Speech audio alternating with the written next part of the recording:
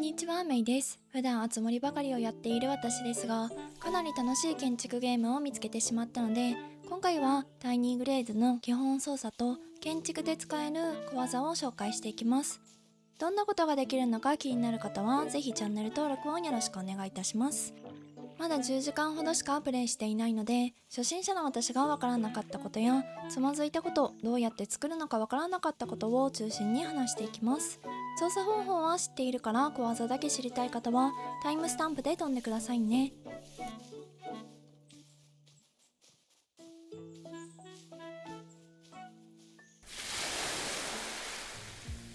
タイトルだけでいろんな季節が選べます。今の季節なら秋だし、私のおすすめは花ですね。ということで花でやっていきます。最初から何らかのヒントみたいな感じでちらっと建築されています。右クリックしながらドラッグで視点を動かせます。建物のマークから家の形を選択すると家が建てれます。適当にクリックすると建てれて、右クリックで家の調整が全部できます。建物にカーソルを合わせた状態で右クリックしてね。屋根のカーブ以外はこれで調整できます。なんとなく直感でわかりそうですね。窓は3種類。家の下の方に合わせるとドアに、上や屋根は窓に。自由度が高すぎて息切れしますね。窓は最高3つまで連結できます。窓の飾りを変えたいときは窓をクリック。近くにある家具も変わります。建築ゲーム好きだけど、どこに家具を置いていいかわからないときにありがたい機能。勝手に可愛くなるのがこのゲームのいいところ。屋根の窓もその形可愛すぎるだろうと鼻血を出しながらやっています。しかも作った窓を動かせます。意味わからんくらい自由度が高いです。いらないものは消しゴムツールでなかったことに。簡単すぎて痺れます。上の方が丸い窓も激かわいい。厳かな教会っぽい窓にもできるよ。続いて煙突機能。上にも横にもつけれる優れもの。建物がそばにある限り俺はついていくぜという男気があります。1階につければ暖炉っぽくもできます。建物がないと生きていけないようなので、建物からは離さないように。窓の近くに寄せれば小さな煙突に。割と調整が難しいし、使いこなせる日が来るのかわからないけど可愛いですね。お次はランプ。草地につければ独立型のランプに。もちろん建物にだってつけれます。基本的には独立型、壁付け、床置きの3つですね。レンガの壁も立てれます。クリックしながらドラッグすると壁がうにょんと伸びてきて、お金もかからずできた。色を変えたいときはペイントマークから変えていきます。めっちゃ種類があって可愛すぎか？模様がついていないのは漆喰です。可愛いもの好きの心をくすぐってきます。もちろん窓だってつけれます。最高ですね。この壁を極めることができたら、もっといろんな可能性が広がるんじゃないかとワクワクします。違法建築もバンバンできるので窓だってつけ放題。現実の常識にとらわれなくてもいいのです。道のマークから土の道が敷けます。ここのすごいところは壁を突っ切ると入り口が自動で出来上がり、どういうこととびっくりな親切設計。入り口にカーソルを合わせると高さの調整もできます。入り口だけの高さ調整ありがたすぎます。かゆいところに手が届くとはまさにこれのこと。丸い建物も可愛いのです。一気に白感が出てきますね。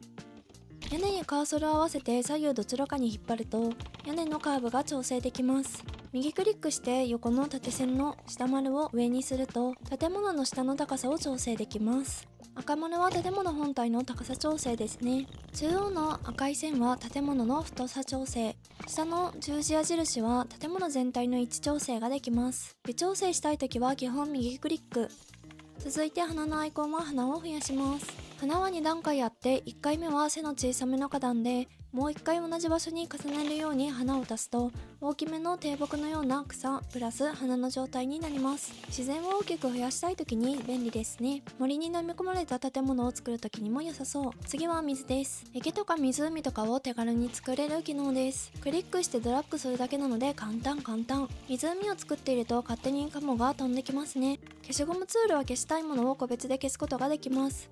間違って消しちゃっても戻るボタンが上の方にあるので大丈夫。集まり勢が欲しすぎる機能ですね。多分他の消し方はわかると思うので早送りします。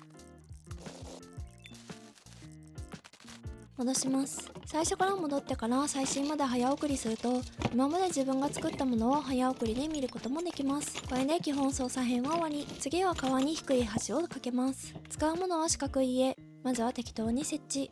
右クリック詳細モードにして、屋根の高さと建物の高さを一番下へ。端っぽく縦長にします。縦長にしたら奥の道から一直線になるように並べます。水から浮かせるために下丸を上げて高さ調整。これだけでも低い橋ができます。知っていれば簡単だけど意外と気がつきにくい操作ですね。道とつなげて段差を自然にしていきたいときはもう一つの建物を使います。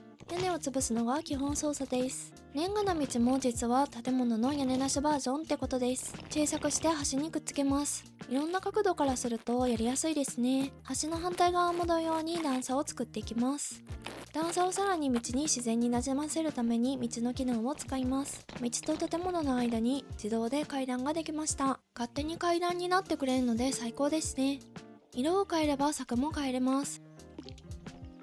おすすめは木の枠のついたもの。ちゃんと柵があっていい感じに。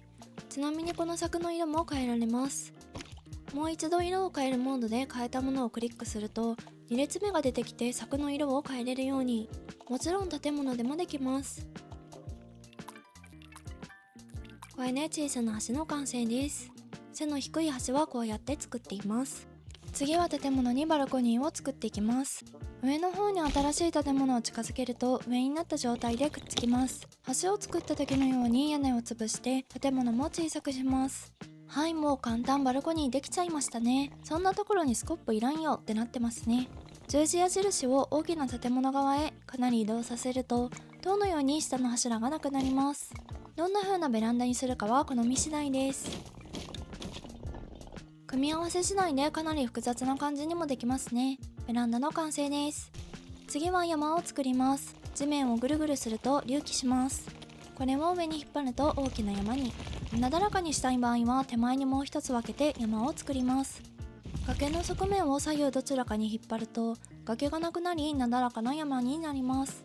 一気に山を作るより何個か作った方がなだらかな坂になります。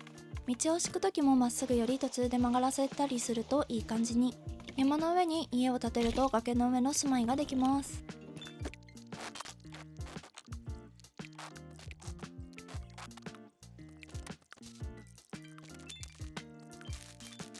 次は大きな橋を作っていきます。崖や高い建物から大きな橋を作るというシチュエーションを想定。まずは四角の家を準備します。いつも通りに屋根を潰して横長で背の高い建物を作ります。四角い家は最強の建築物です。橋を作りたいだけのサイズになるように調整します。足りなければもう一つ付け足しても OK。 今作った家の真下に池を作っていきます。水を入れたいところを全部入れときましょう。できたら次は道のツールを使います。水の上から道を敷くとあら不思議、穴が開いてしまいました。反対側も開けておきましょう。両サイド開けたら穴の調整。アーチの上の方にカーソルを合わせると調整ができるのでいい感じになるまで上に上げます。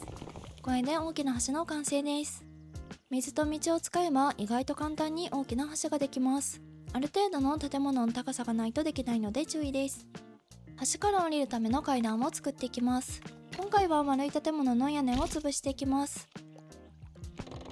階段っぽくなるように高さの調整。賢い皆様はもうお気づきでしょうが、この丸い建物を永遠に増やすだけです。柵で作る方法もありますが、大きな階段は建物で作る方が楽です。調整もしやすい。後で扉や窓もつけられるなど柵にはないメリットがありますね。階段も操作を知っていれば簡単だけど、階段機能がない分知らなければ難しいものですよね。最後の段差だけ少し広めにします。ここは特に好みの問題です。道のツールを使って最後の段差に細かい階段を自動でつけます。隣接しているのが草の地面の時だけ使える機能なので、建物同士だと使えないので注意ですね。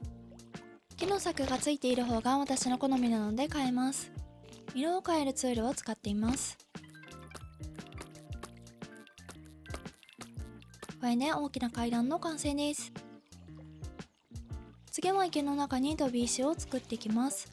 簡単なのでやり方さえ覚えれば色々と応用が効くかと思います。丸い家を使います。最大限に細くして低くして屋根を潰します。このままだと周りの出っ張りが不要ですね。なのでもう一つ同じものを作って重ねます。重ねるとあら不思議、出っ張りがなくなって綺麗な飛び石になりました。あとは何個か作ってジャンプできそうな感覚で置いたら完了です。池以外にも草原にも使えるので色々と表現が広がりそうです。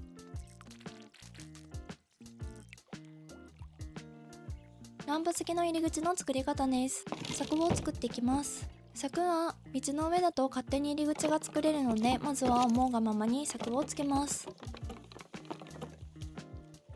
高さ調整はそのままできますが、横幅は道の大きさで決まります。狭くしたいときはいらない道を消しましょう。ランプを使って柵の横側に重なるように立てていきます。ランプの向きは正面に対し右向きになるようになっているので、うまく調整できない場合は一旦消してカメラの位置を変えてから挑戦するといいと思います。道幅を調整します。ランプの位置を調整したら完成。柵とランプの組み合わせでなんかええ感じの入り口ができました。建物が建て終わってやることは時間や方角を変更し写真を撮る準備をします。月と太陽のマークを押すと出てくるアイコンで調整します。これで時間を変更できるわけですね。横にある錠前をクリックすると時が止めれたり時を流したりできます。時間によって BGM が変わるのもとても素晴らしい。どの時間帯にするかは作る作品次第ですね。下の方角マークアイコンの方で影や日当たりを調整できます。お好きなように調整してください。カメラアイコンをクリックすると撮影モードに。最初は定位置から始まります。これがカメラのホームでリセットボタンですね。カメラに羽はいろんな角度で自由度高く写真が撮れるモード。視点の移動はキーボードとマウスを使います。使っているキーはデフォルトで WASD ですね。左上にどんなキーとマウスを使っているのか表示させておきました。最初はかなり視点の移動が難しいのでこんな感じで迷子になったりしています。撮りたいところを決めていきます。絞りのマークはどれだけ周りをぼかすかですね。上の黒抜きに丸は写真周りを暗くするかどうか。カッコは焦点の大きさ。小さいほど周りのボケも大きくなります。半分黒い太陽は下から明るさ、光の入り具合を調整できます。コントラストはふんわりかはっきりか。一番上はサイド、色をなくすか色をはっきり強くさせるか。カラフルな家のマークはフィルター。好きな色の具合を選ぶっていう感じですね。これだけフィルターがあるとどれにするか迷いますね。ペイントマークは加工するかどうか。面白い機能なので撮り方によってはすごい世界観ができそうです。木のマークは建物にかぶる木が邪魔な時に木が消せる機能です。目のマークは注目するかしないか。網目は魚眼レンズに近い機能ですね。